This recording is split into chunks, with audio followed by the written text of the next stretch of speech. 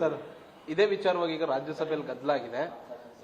ಸಂಸದರು ಪ್ರಶ್ನೆಯನ್ನ ಮಾಡಿದ್ದಾರೆ. ಮತ್ತೆ ಜೆ.ಪಿ. ನಡ್ಡಾ ಅವರು ಕೂಡ ಈ ವಿಷಯವನ್ನು ಎತ್ತಿ ಮಾತಾಡಿದ್ದಾರೆ. ಡಿ ಕೆ ಶಿವಕುಮಾರ್ ಅವರು ರಾಜೀನಾಮೆ ಕೊಡಬೇಕು ಅಂತ ಮಾತನ್ನು ಕೂಡ ಹೇಳಿದ್ದಾರೆ.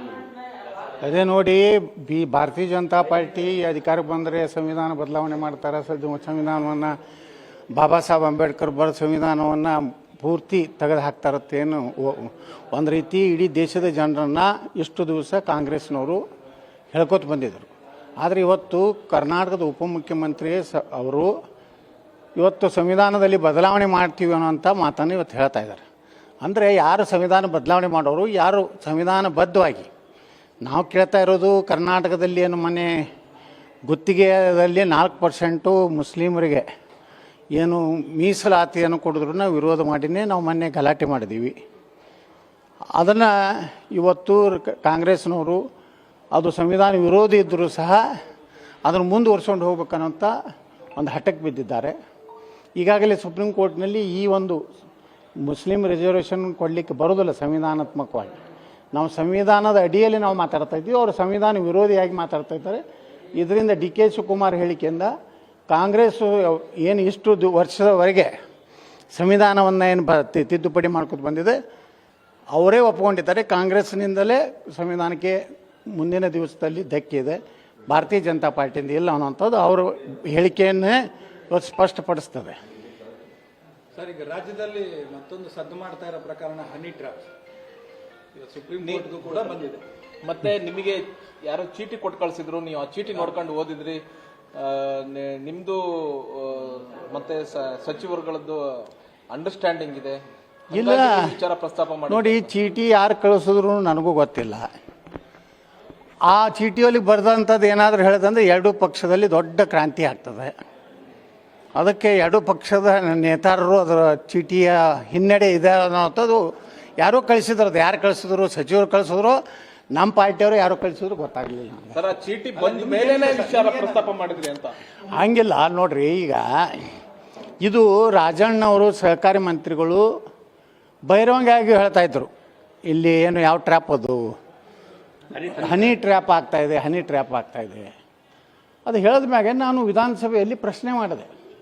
ನಾನೇನು ಬಜೆಟ್ ಮ್ಯಾಗ ಮಾತಾಡಿದ ಮ್ಯಾಗ ನಾ ಕೇಳಿದೆ, ಒಬ್ಬ ಜವಾಬ್ದಾರಿಯುತವಾದಂಥ ಸಚಿವರೇ ಬಹಿರಂಗವಾಗಿ ಕರ್ನಾಟಕದಲ್ಲಿ ಅವ್ರ ಪಕ್ಷದವರೇ ಹನಿ ಟ್ರ್ಯಾಪ್ ಮಾಡ್ತಾಯಿದ್ರು ಅನ್ನೋಂಥದ್ದನ್ನು ಇವತ್ತು ನಾಡಿನ ಜನತೆ ಮುಂದೆ ಇಟ್ಟಾಗ ಇದು ಸಾರ್ವಜನಿಕವಾಗಿ ಚರ್ಚೆ ಆಗ್ತಾಯಿತ್ತು. ಮತ್ತು ಸದನ ನಡೆಯುವಾಗ ಯಾರು ಹನಿ ಟ್ರ್ಯಾಪ್ ಮಾಡ್ತಾ ಇರೋದು, ಯಾರನ್ನ ಬ್ಲ್ಯಾಕ್ ಮೇಲ್ ಮಾಡ್ತಾ ಇದ್ದಾರೆ, ಯಾಕೆ ಮಾಡ್ತಾಯಿದ್ದು ಅನ್ನೋಂಥದ್ದು ನಾ ಪ್ರಶ್ನೆ ಮಾಡಿದ್ದೇನೆ. ಅದರಿಂದ ಕಾಂಗ್ರೆಸ್ನಲ್ಲಿ ಗಲಿಬಿಲಿ ಆಯಿತು. ಕಾಂಗ್ರೆಸ್ನಲ್ಲಿ ಒಂದು ರೀತಿ ಅವರಲ್ಲೇ ಒಂದು ರೀತಿ ಒಡಕು ಏನು ಆಗಿದೆ. ಇದಕ್ಕೆ ಕಾರಣ ಕಾಂಗ್ರೆಸ್ನಲ್ಲಿ ಯಾರಿದ್ದಾರೆ ಅನ್ನೋಂಥದ್ದನ್ನು ರಾಜಣ್ಣವ್ರ ಹೆಸರು ಹೇಳಿಲ್ಲ. ಆದರೆ ಆ ಅವರು ಹೇಳುವಂಥ ಸಂಕೇತಗಳು ನೋಡಿದ್ರೆ ಕರ್ನಾಟಕದ ಒಬ್ಬ ಮಹಾನ್ ನಾಯಕ ಇರ್ಬೋದು ಅಂತ ನನಗೆ ಅನಿಸ್ತದೆ. ಸರ್, ಈಗ ಮತ್ತೆ ಇನ್ನೊಂದು ಹೇಳಿದ್ರಿ, ಹನಿ ಟ್ರ್ಯಾಪ್ ವಿಚಾರದ ಚೀಟಿ ಬಂದ ವಿಚಾರದಲ್ಲಿ ನಮ್ಮ ಪಾರ್ಟಿ ಅವ್ರು ಕಳ್ಸಿದ್ರು, ಕಾಂಗ್ರೆಸ್ ಅವ್ರು ಕಳ್ಸಿದ್ರು. ಅದು ಗೊತ್ತಿಲ್ಲ ನನಗೆ. ಏನ್ ಸತ್ಯ ಇದೆ ಅದು ಹೇಳಿದ್ರೆ ಎಲ್ಲ ಅದು ಭಾಳ ದೊಡ್ಡ ವಿಷಯ. ಅದು ಏನು ಮುಂದಿನ ದಿವಸನಾಗ ಹೇಳ್ತೇನೆ. ಅದನ್ನು ನಿಮ್ಮ ಪಾರ್ಟಿ ಅವ್ರು ಇದ್ದಾರೆ ಅದರಲ್ಲಿ. ಅದೇ ಹೇಳ್ತೇನೆ, ಮುಂದಿನ ದಿವಸನಾಗ ಅವ್ರು ಕಳಿಸಿದಂಥ ಚೀಟಿಯೊಳಗೆ ಏನಿತ್ತು ಅನ್ನೋದು ಅದ್ರದ್ದು ಅರ್ಥ ನೋಡಿಬಿಟ್ರೆ ಎರಡೂ ಪಾರ್ಟಿಯ ಮಹಾನ್ ನಾಯಕರು ಮನೆಗೆ ಹೋಗ್ಬೇಕಾಗ್ತದೆ ಅಷ್ಟೇ. ಈಗ ಹನಿ ಟ್ರ್ಯಾಪ್ ವಿಚಾರದಲ್ಲಿ ಬಿಜೆಪಿ ಅವರು ಅದನ್ನು ಟೇಕ್ ಅಪ್ ಮಾಡೋದ್ರಲ್ಲಿ ವಿಫಲರಾದ್ರ ಅಂತ. ಇಲ್ಲ ನೋಡಿ, ಈಗ ನಾವು ನಮ್ಮ ವಿರೋಧ ಪಕ್ಷ ನಾಯಕರು ಎಲ್ಲ ಚರ್ಚೆ ಮಾಡಿ ನಾವು ಅವತ್ತೇ ಅದನ್ನು ತಗೋಬೇಕಾಗಿತ್ತು. ಅವತ್ತು ಏನಾಯಿತು, ಇನ್ನೊಂದು ನಮ್ಗೆ ಇಂಪಾರ್ಟೆಂಟ್ ಅಂದರೆ ಈ ಕಾಂಟ್ರಾಕ್ಟ್ ಗುತ್ತಿಗೆ ಅಲ್ಲಿ ಏನು ಮೀಸಲಾತಿ ಏನು ಕೊಡೋದು ಇತ್ತಲ್ಲ, ಈ ಇಶ್ಯೂನೂ ಅಷ್ಟೇ ಇಂಪಾರ್ಟೆಂಟ್ ಇತ್ತು. ಅದರ ಹಿನ್ನೆಲೆಯಲ್ಲಿ ನಾವು ಮರುದಿವಸ ಅದನ್ನು ಟೇಕಪ್ ಮಾಡಿದೆ ಹೊರತು ನಮ್ಮ ಪಕ್ಷದಿಂದ ಆಗಲಿ ಯಾವುದೇ ರೀತಿಯಿಂದ ಗೊಂದಲ ಇರಲಿಲ್ಲ. ವಿರೋಧ ಪಕ್ಷದ ನಾಯಕರಿಗೆ ನಮ್ಮೆಲ್ಲರೂ ನಾವು ಒಕ್ಕಟ್ಟಾಗಿಯೇ ಅದನ್ನು ಅಟ್ಯಾಕ್ ಮಾಡಿದ್ದು, ಅದರಲ್ಲಿ ಯಾವುದೇ ರೀತಿ ಗೊಂದಲ ಇಲ್ಲ. ನಾವು ಟೇಕಪ್ ಮಾಡಲಿಕ್ಕೆ ಮತ್ತೊಂದು ಮಹತ್ವದ ಒಂದು ಇದನ್ನು ಹೋಗಬಾರ್ದು ಅಂತೇಳಿ ಎರಡೂ ಕೂಡ ನಾವು ಅಟ್ಯಾಕ್ ಮಾಡಿದ್ವಿ. ಸರ್, ಈಗ ಡಿ ಕೆ ಶಿವಕುಮಾರ್ ಅವರನ್ನ ಹಣಿಕೆ ಅವರೇ ಪಕ್ಷದ ನಾಯಕರುಗಳು ನಿಮ್ಮನ್ನ ಬಳಸ್ಕೊಂಡ್ರು ಚೀಟಿ ಕೊಡೋ ಮೂಲಕ ಅನ್ನುವಂಥ. ನಾ ಯಾರಿಂದ ಬಳಕೆ ಆಗೋ ವಸ್ತು ಅಲ್ರಿ, ನನಗೇನು ತಿಳಿತೈತಿ ಸತ್ಯನ ಮಾತಾಡ್ತೀನಿ. ನಾ ಯಾಕೆ ಅವ್ರು ಕಾಂಗ್ರೆಸ್ನ ಏಜೆಂಟನ್ನ ಅಲ್ಲ, ಅದೇ ರೀತಿ ನಾ BJP ಲೀಡರು, BJP ಶಾಸಕ, ಒಬ್ಬ ಸಾಮಾನ್ಯ ಕಾರ್ಯಕರ್ತ. ನಾನು ನನ್ನ ಪಕ್ಷದ ಹಿತ, ರಾಜ್ಯದ ಹಿತ, ಕಾಂಗ್ರೆಸ್ನಲ್ಲಿರುವಂಥ ಒಡಕನ್ನು ಮತ್ತಿಷ್ಟು ಅದನ್ನು ಅಗಲು ಮಾಡ್ಬೇಕಂತೇಳಿ ಪ್ರಯತ್ನ ಮಾಡೋದನ್ನೇ ಹೊರತು ಅವ್ರು ಹೇಳಿದ್ದಕ್ಕೆ ಸಚಿವರು ಹೇಳಿದ್ದಕ್ಕೆ ನಾ ಯಾರಿಗೂ ಕೇರ್ ಮಾಡೋದೇ ಇಲ್ಲ. ಮುಖ್ಯಮಂತ್ರಿಗೆ ಕೇರ್ ಮಾಡೋದಿಲ್ಲ. ಅವ್ರು ಏನೇ ಮಾತಾಡಿದ್ರೆ ಅವರಿಗೆ ಉಲ್ಟಾ ಮಾತಾಡ್ತೀನಿ. ನಾ ಯಾಕೆ ಒಬ್ಬ ಸಚಿವ್ರ ಮಾತು ಕೇಳಿ ಮಾಡ್ರಿ, ನಾನು ಸಣ್ಣವ, ನಾನು 30 ವರ್ಷ 6 ಸಲ ಜನಪ್ರತಿನಿಧಿ ಆಗಿನ. ಈಗ ಇಬ್ರು ಮಹಾನಾಯಕರು ಮನೆಗೆ ಹೋಗ್ತಾರೆ ಅಂತಂದ್ರೆ ಒಬ್ರು DK ಶಿವಕುಮಾರ್ ಮತ್ತೊಬ್ರು ವಿಜಯೇಂದ್ರ ಅವರ, ಅದೇನು ನಿಮಗೆ ಗೊತ್ತು. ನೀವು ಹೊಡ್ರಿಲ್ಲ ಸಂಜಿತನ ಯಾರು ಅವರು ಯತ್ನಾಳ್ ಹೇಳಿದವರು ಅವರಿಬ್ಬರು ಯಾರು ಅಂತ ಹೊಡ್ರಿ, ತೆಗೀರಿ ಅದನ್ನು. ನಾ ಕೇಳಕ್ಕೆ ನೀವು ನೋಡ್ರಿ, ನೀವು ಸಾಕಷ್ಟು ವಿಶ್ಲೇಷಣೆ ಮಾಡ್ತಿರ್ತೀರಿ, ಸಾಕಷ್ಟು ರಿಸರ್ಚ್ ಮಾಡ್ತಿರ್ತೀರಿ, ಇದನ್ನೂ ಮಾಡಿರಪ್ಪ. ನಮಗೇನಾಗೈತೆ ಅಂದ್ರೆ ಈ ಹನಿ ಟ್ರ್ಯಾಪ್ ಅನ್ನೋಂಥದ್ದು ಜನಪ್ರತಿನಿಧಿಗಳನ್ನ ಬ್ಲ್ಯಾಕ್ ಮೇಲ್ ಮಾಡೋಂಥ ಕೆಟ್ಟ ಸಂಸ್ಕೃತಿ ಕರ್ನಾಟಕದಲ್ಲಿ ಬೆಳೆದಿದೆ. ಇದು 10-15 ವರ್ಷದಲ್ಲಿ ನೋಡಿ. ಹೋರಾಟ ಮಾಡೋಣ, ನಮ್ಮ ಸಿದ್ಧಾಂತ, ನಮ್ಮ ವಿಚಾರಧಾರೆಗಳು ಸರ್ಕಾರದ ವಿಚಾರದಲ್ಲಿ ತರಾಟೆ ತಗೋತೀವಿ. ಅವ್ರು ನಮ್ಮ ಪಕ್ಷ ಸಿದ್ಧಾಂತ ಬಗ್ಗೆ ಮಾತಾಡ್ತಾರೆ ಬಿಟ್ಟು ಈ ಇಂಥ ಹಲ್ಕ ಕೆಲಸಕ್ಕೆ ಬಿದ್ದಾರೆ ಕರ್ನಾಟಕದ ರಾಜಕಾರಣದಲ್ಲಿ. ಅವು ಎರಡೇ ಕಂಪ್ನಿ ಅದಾವೆ, ಎರಡೇ ಏನದಾವು, ನಾ ಹೇಳಿನ ಫ್ಯಾಕ್ಟ್ರಿ ಯಾವ ಸಿಡಿ ಫ್ಯಾಕ್ಟ್ರಿ ಅದಾವೆ. ಆ ಎರಡೂ ಸಿಡಿ ಫ್ಯಾಕ್ಟ್ರಿಗಳು ವರ್ಕ್ ಮಾಡ್ತಾ ಇದ್ದಾವೆ ಕರ್ನಾಟಕದಲ್ಲಿ. ಸರ್, ಈ ಕಡೆಯಿಂದ ಹಲೋ ಅಂದ್ರೆ ಆ ಕಡೆಯಿಂದನೂ ಹಲೋ ಅಂತಾರೆ ಅಂತ. ಹಾಂ ರೀ, ಈ ಕಡೆಯಿಂದ ಯಾರಾದ್ರೂ ಹಲೋ ಅಂದ್ರೆ ಆ ಕಡೆಯಿಂದನೂ ಹಲೋ ಅಂತಾರೆ. ಹೆಂಗ್ ಟ್ರಾಪ್ ಆಗುತ್ತೆ? ಮತ್ತು ಹಲೋ ಅಲ್ಲಾರ್ದೆ ಮತ್ತೇನತ್ತಾರೆ ರೀ? ಸಹಜವಾಗಿ ಹಲೋ ಹಲೋ ಅಂದಿರ್ತಾರೆ. ಏನು ಸಣ್ಣ ಈ ಕಡೆಯವ್ರು ಜೈ ಶ್ರೀರಾಮ್ ಅಂದ್ರೆ ಆ ಕಡೆಯವ್ರು ಜೈ ಶ್ರೀರಾಮ್ ಅಂತಾರ.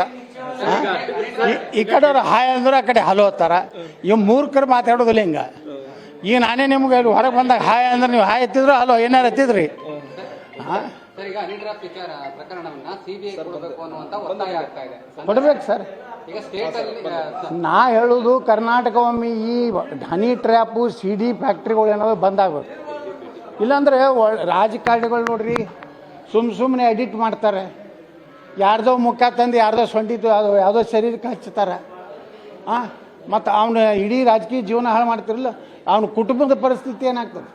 ಮೊನ್ನೆ ವಿಧಾನಸಭೆಯಲ್ಲಿ ಮುನಿರತ್ನ ಹೇಳಿದ್ರು, ಏನೋ ನನ್ನ ಮೊಮ್ಮಗಳು ಕೇಳ್ತಾ ಇದ್ದಾಳೆ, ಏನಪ್ಪ ನೀನೊಬ್ಬ ರೇಪಿಸ್ಟ್ ಅಂತ ಹೇಳಿ. ಅಂದರೆ ಯಾವುದು ನೋಡಿ, ಅವ್ರು ಮಾಡ್ಯಾರೋ ಬಿಟ್ಟಾರೋ ನ್ಯಾಯಾಲಯ ಇದೆ, ವ್ಯವಸ್ಥೆ ಇದೆ. ಆದರೆ ಇಂಥ ಹಲ್ಕ ಕೆಲಸ ಏನು ಮಾಡಿ ಕೆಲವೊಂದು ರಾಜಕಾರಣಿಗಳು ಮಾಡ್ಲಿಕ್ಕತ್ತಾರಲ್ಲ. ಇಡೀ ಕರ್ನಾಟಕನ ಹೇಳಿದೆ ವಿಧಾನಸಭೆಯಲ್ಲಿ, ಒಂದು ಸಂಸ್ಕಾರ ಇರುವಂಥ ರಾಜ್ಯ ಕರ್ನಾಟಕ, ಒಂದು ಒಳ್ಳೆಯ ಸಂಸ್ಕೃತಿ ಇರುವಂಥ ರಾಜ್ಯ. ಇಂತಹ ನಾಲಾಯಕ ರಾಜಕಾರಣಿಗಳು ರಾಜಕಾರಣದಿಂದ ಹೊರಗೆ ಹೋಗ್ಬೇಕು. ಇಂಥವ್ರು ಮುಖ್ಯಮಂತ್ರಿ ಆಗಬಾರ್ದು. ಇಂಥವ್ರು ಮುಖ್ಯಮಂತ್ರಿ ಆದ ಕರ್ನಾಟಕದ ಅಲ್ಲಿಂದ ಬರೀ ಸಿಡಿ ಫ್ಯಾಕ್ಟ್ರಿಗಳೇ ಆಗ್ತಾವೆ ಎಲ್ಲ ಕಡೆ. ಸಿಡಿ ಫ್ಯಾಕ್ಟ್ರಿಗೆ ಒಬ್ಬ ಸಚಿವ ಸಂಪುಟದ ಕ್ಯಾಬಿನೆಟ್ ದರ್ಜೆ ಕೊಡಬೇಕಾಗ್ತದೆ. ಸರ್, ಈಗ ಹನಿ ಟ್ರ್ಯಾಪ್ ಪ್ರಕರಣ ಸುಪ್ರೀಂ ಕೋರ್ಟ್ಗೆ ಬಂದಿದೆ. ಬರಲಿ, ಒಳ್ಳೇದಾಯಿತು. ಇನ್ನೂ ಒಂದು ಮುಂದೆ ಹೋಗಿ ಅದ್ರ ಹೈಕೋರ್ಟ್ ಜಡ್ಜ್ಗಳದು ಟ್ರ್ಯಾಪ್ ಆಗಿದೆ ಅಂತಿದೆ. ಅವ್ರು ಹೇಳ್ತಾರೆ, ಅವರು ಕಾಂಗ್ರೆಸ್ನವ್ರು ಹೇಳೋದು ನಮಗೆ ಐತೋ ಬಿಟ್ಟಾಗ ಗೊತ್ತಿಲ್ಲ. ಒಮ್ಮೊಮ್ಮೆ ಅಂಜಿಕೆ ಬರ್ತೈತೆ. ಅವ್ರು ಜಜ್ಮೆಂಟ್ ನೋಡಿದ್ರೆ ಹೌದು ಏನಾರು ಆಗೈತೆ ಅಲ್ಪ ಇಫೆಕ್ಟ್ ಆಗೈತೆ ಅನ್ನೋದು ಅಂತ ಅನ್ನಿಸ್ತದೆ ನೋಡಿದ್ರೆ. ದೆಹಲಿ ಭೇಟಿ ವಿಚಾರ, ದೆಹಲಿ ನಾ ಹೇಳಿದವಳು ನಿತಿನ್ ಗಡ್ಕರಿ ಅವರು ಮೊನ್ನೆ ಬಂದಾಗ ನಮ್ಮ ಸಕ್ಕರೆ ಕಾರ್ಖಾನೆ ಏನು ಇಥನಾಲ್ ಫ್ಯಾಕ್ಟ್ರಿ ಉದ್ಘಾಟನೆಗೆ ಬರೋರಿದ್ದಾರೆ. ಅವ್ರ ಜೊತೆಗೆ ನಮ್ಮ ಮಾಜಿ ಮುಖ್ಯಮಂತ್ರಿ ಬಸವರಾಜ ಬೊಮ್ಮಾಯಿ ಅವರು, ಪ್ರಹ್ಲಾದ್ ಜೋಶಿ ಅವರು, ಶೋಭಾ ಕರಂದ್ಲಾಜೆ ಅವರು, ಸೋಮಣ್ಣವರು ಮತ್ತು ನಮ್ಮ ಎಲ್ಲ ಲೋಕಸಭಾ ಸದಸ್ಯರು, ರಾಜ್ಯಸಭಾ ಸದಸ್ಯರಿಗೆ ಆಹ್ವಾನ ಕೊಡ್ಲಿಕ್ಕೆ ಬಂದಿದ್ದೇನೆ. ಅದನ್ನು ಬಿಟ್ಟರೆ ಯಾವುದೇ ರಾಜಕೀಯ ಯಾವುದೇ ಭೇಟಿಗೆ ಬಂದಿಲ್ಲ, ಯಾರ್ದೂ ಅಪಾಯಿಂಟ್ಮೆಂಟ್ ಕೇಳಿಲ್ಲ. ಹಾಗೆ ತಿರುಗಿದ ಯತ್ನಾಳತ್ತು ಹೊಡಿಬೇಡ್ರಿ. ನಾ ಯಾರ ಅಪಾಯಿಂಟ್ಮೆಂಟು ಕೇಳಿಲ್ಲ, ಅಮಿತ್ ಶಾ ಅವ್ರದ್ದು ಕೇಳಿಲ್ಲ, ನಡ್ಡಾ ಅವ್ರದ್ದು ಕೇಳಿಲ್ಲ, BL ಸಂತೋಷ್ ಅವ್ರು ಕೇಳಿಲ್ಲ, ಪ್ರಧಾನಮಂತ್ರಿಗಳು ಕೇಳಿಲ್ಲ. ನೀವು ಸುಮ್ಮನೆ ಹೊಡಿಬೇಡ್ರಿ. ಸರ್, ಈಗ ಕೇರಳದ ರಾಜ್ಯಾಧ್ಯಕ್ಷರದ ಆಯ್ಕೆ ಆಗಿದೆ. ಏನೋ ಕ್ವಶನ್ ಮಾರ್ಕ್ ಐತಲ್ರಿ? ಆಗಿದೆ, ಬಹುತೇಕ ಆದಂಗೆ ಆಗಿದೆ. ಕರ್ನಾಟಕದ ಯಾವಾಗ ಅಂತ ಅದು ನೀವು ವಿಜೇಂದ್ರ ಕೇಳ್ರಿ, ನನಗೆ ಗೊತ್ತಾಗೋದಿಲ್ಲ. ನೀವೇ ಹೊಡಿತೀರಲ್ಲ. 12 ದಿವಸದಲ್ಲಿ ಖಚಿತ ಯಾರಾದ್ರೂ ಹೇಳಿದ್ರೆ ಸರ್ ಹೊಡಿಯೋದು, ನಾವು ಸುಮ್ಮನೆ ನಾವೇ ಹೊಡಿತೀವಿ. ನೀವು ಅವ್ರಿಗೆ ಏನು ಅನ್ನ ಆಫೀಸಲ್ಲಿ ಹೇಳಿರ್ತಾರೆ ಹೊಡಿತಿರ್ತೀರಿ. ಸರ್, ನೀವು ಆಫೀಸ್ ನಾವೊಬ್ಬ MLA ಅಷ್ಟೇ ಇದ್ದೀನಿ. ನಾನು ರಾಷ್ಟ್ರೀಯ ಪ್ರಧಾನ ಕಾರ್ಯದರ್ಶಿ, ರಾಜ್ಯದ ವಕ್ತಾರ. ಕಂಟೆಂಟ್ರು ನೋಡ್ರಿ, ಪಕ್ಷ ಕೊಟ್ಟರೆ 130 ಮ್ಯಾಗ ಬರ್ತಾವೆ. ನಮ್ಗೆ ಕೊಡಲಿಲ್ಲ ಅಂದ್ರೆ ಮತ್ತೆ ನಾವೇನು ಮಾಡೋದು? ಯಾರಿಗಾರು ಕೊಟ್ಟರೆ 90-80 ಐತಲ್ಲ ಫಿಕ್ಸ್. ಮತ್ತು 15-20 ಮಂದಿನ ಆಪ್ರೇಷನ್ ಮಾಡೋ ಅದು ಇಲ್ಲ. ನಾವು ನೋ ಆಪ್ರೇಷನ್ ನಮ್ಮದು ಎಲ್ಲ ಆಯುರ್ವೇದ ಟ್ರೀಟ್ಮೆಂಟ್ ಮ್ಯಾಗ ನ್ಯಾಚುರಲ್ ಡೆಲಿವರಿ ಆಗ್ತೈತೆ ಕರ್ನಾಟಕದಲ್ಲಿ.